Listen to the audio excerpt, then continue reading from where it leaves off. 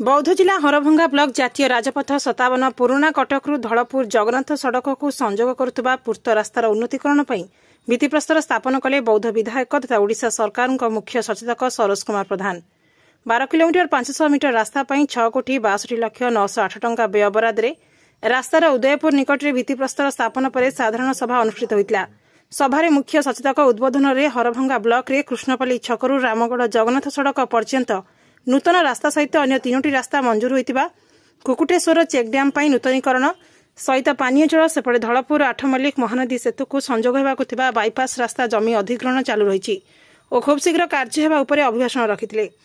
यह भित्तिप्रस्तर स्थापन में मुख्य सचेतकों समेत कंधमाल विधायक उमाचरण मल्लिक, पूर्त विभाग एससी संदीप कुमार छुआड़ सिंह, एसडीओ संजय प्रधान, जंत्री विनोद कुमार लाकरा समेत विभागीय कर्मचारी स्थानीय जनसाधारण उपस्थित थे। खूब शीघ्र उक्त रास्तार उन्नतीकरण कार्य चालू होगा विभाग पक्षर सूचना मिली।